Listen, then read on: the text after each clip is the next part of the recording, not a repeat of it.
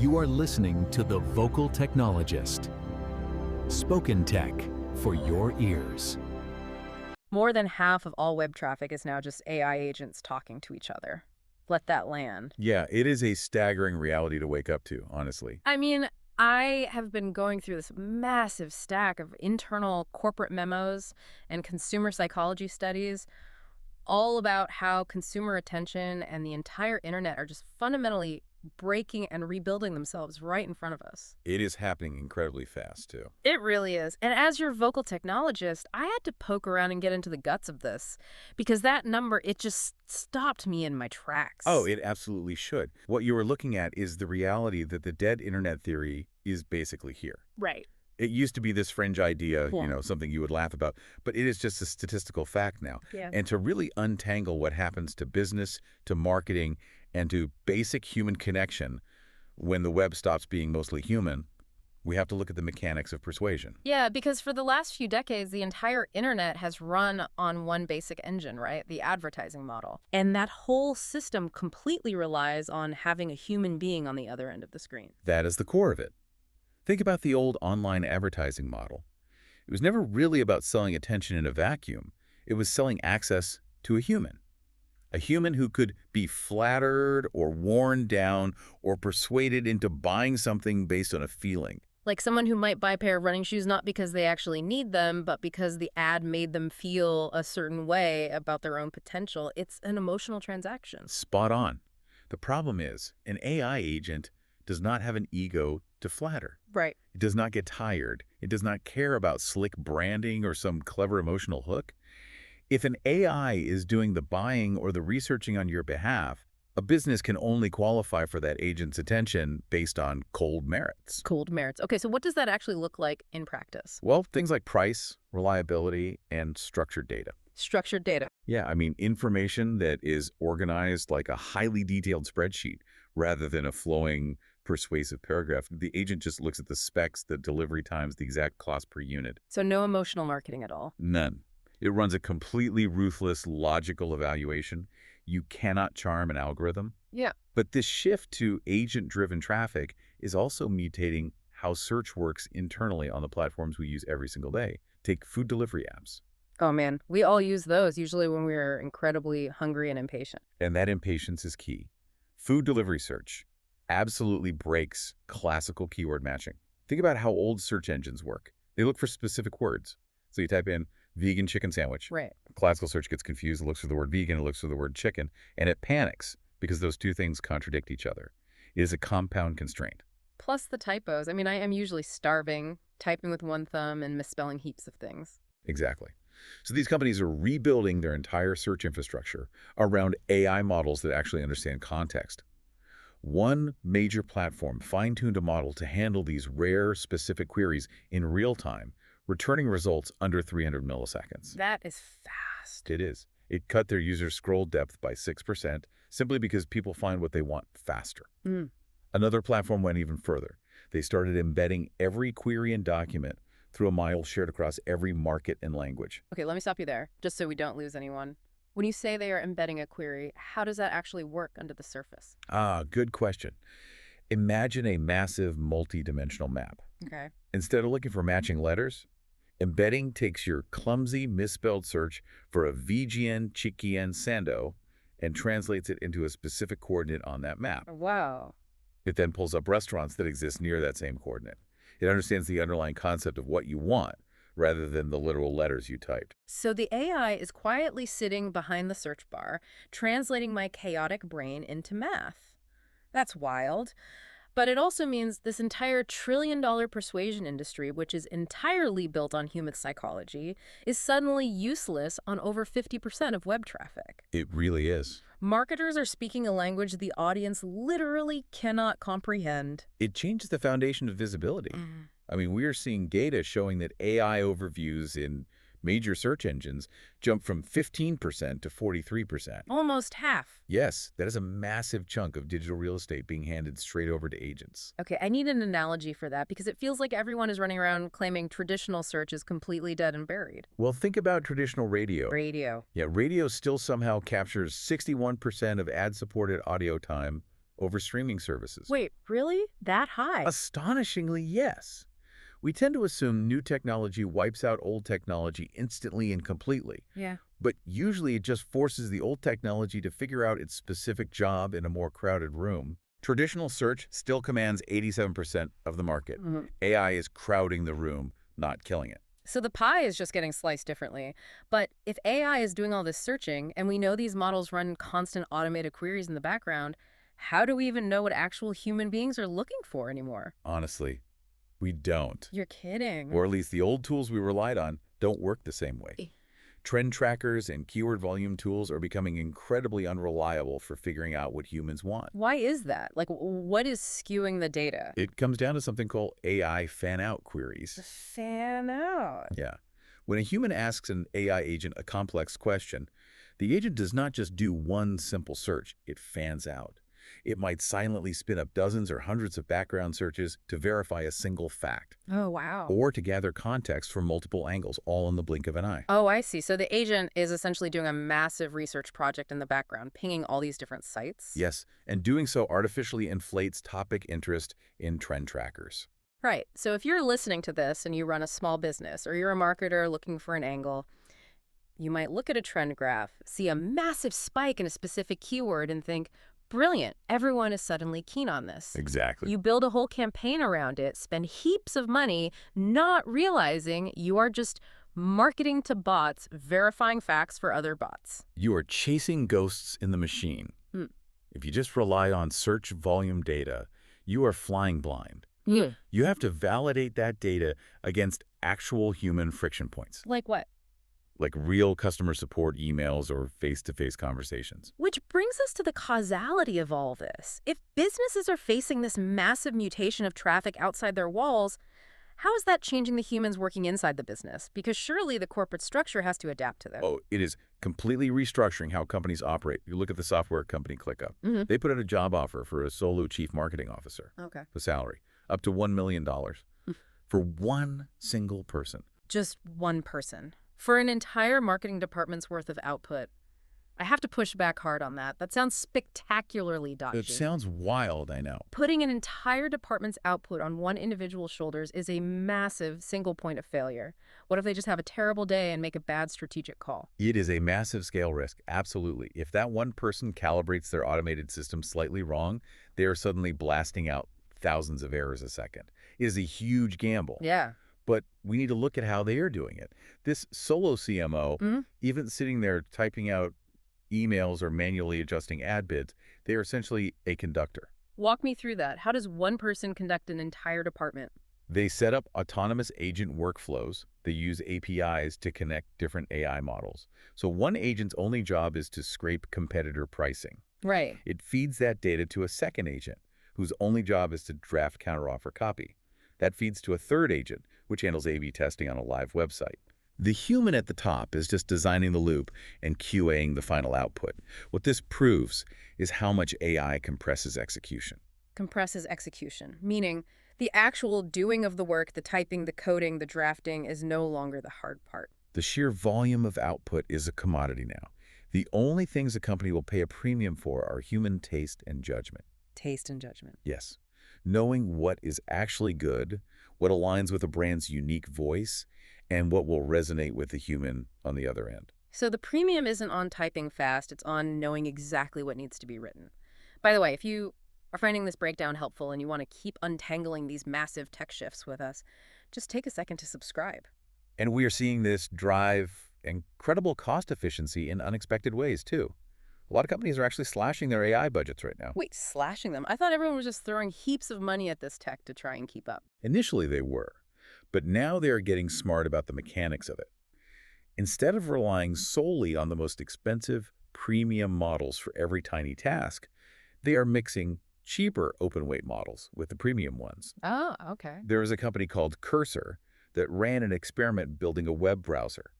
Initially, it cost them $10,000 using just premium models. By switching to a hybrid approach, they dropped that cost down to just $1,300. Whoa, back up a sec. For anyone listening who isn't deep in the dev world, What exactly is an open weight model compared to a premium one?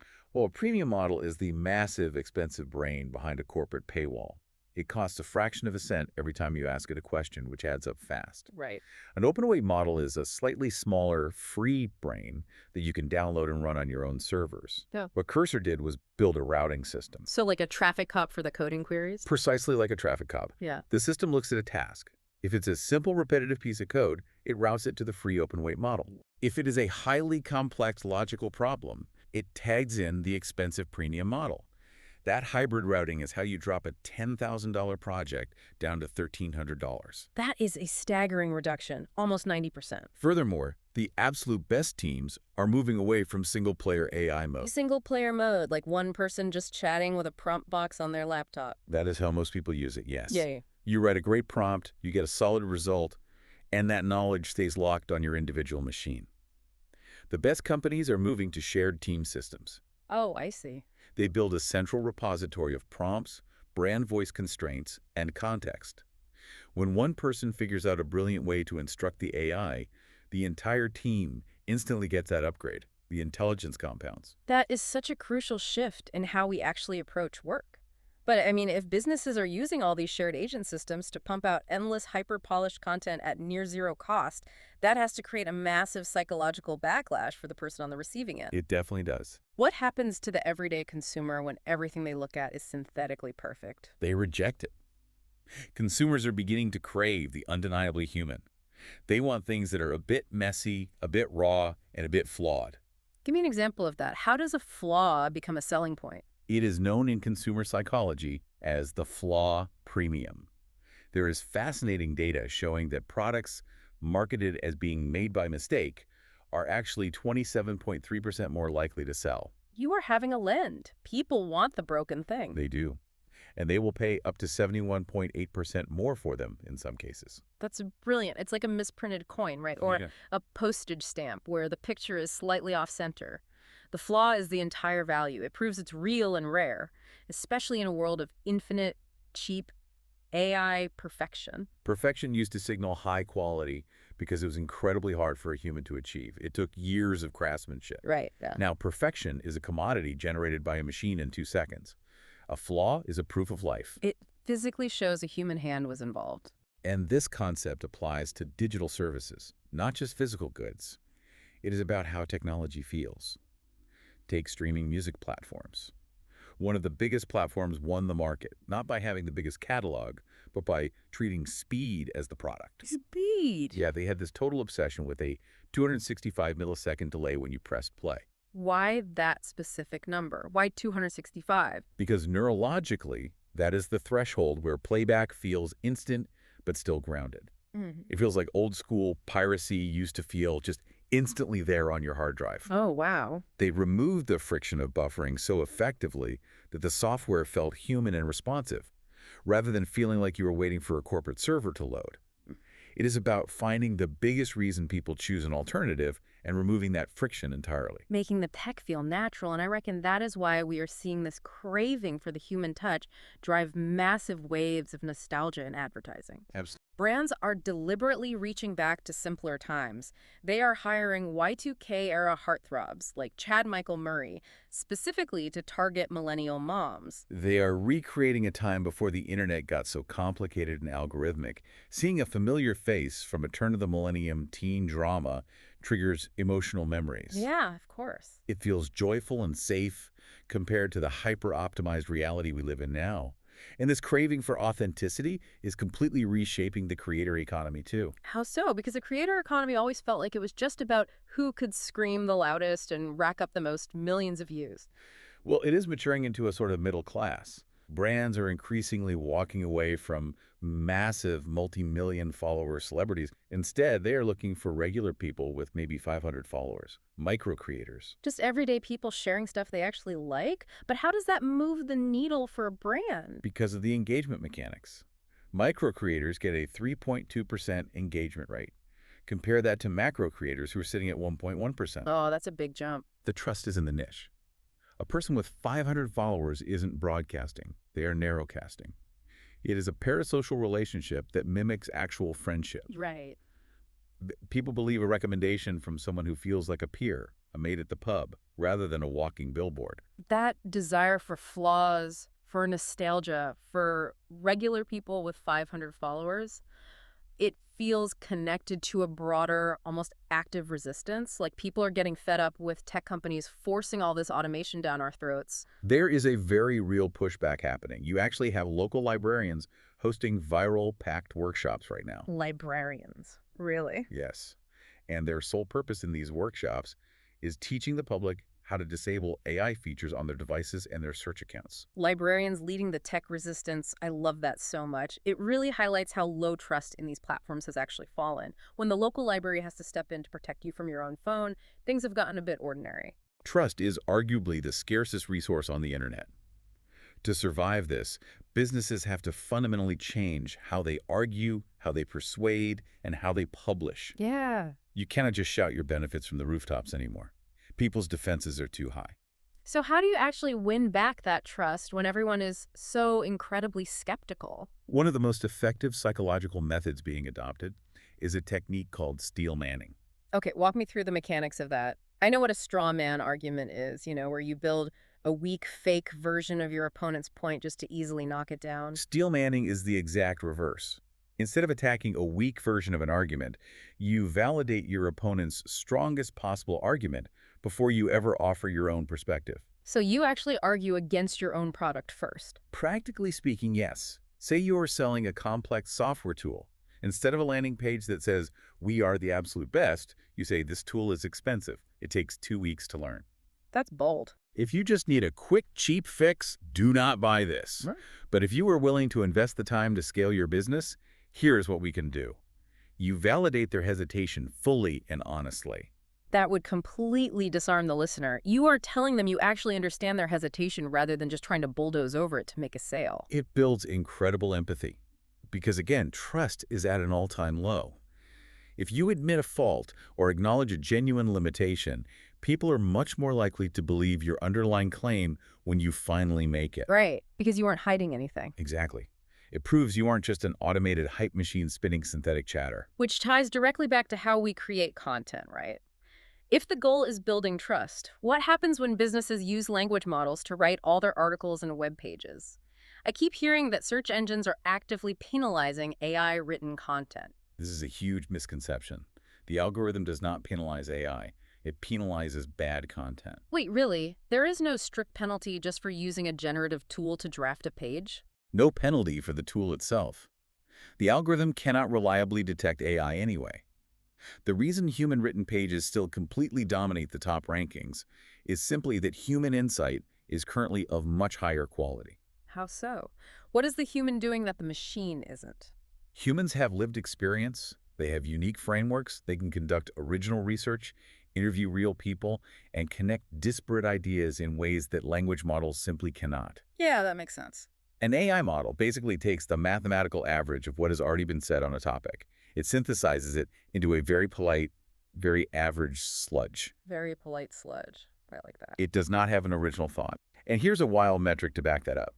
Deleting pages with zero commercial value, the stuff that's just synthetic filler, can actually increase your overall site traffic. Wait, deleting pages? Yeah.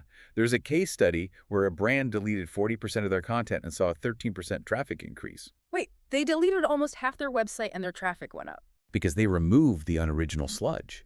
The algorithm saw that what was left was purely high-quality, human-driven insight.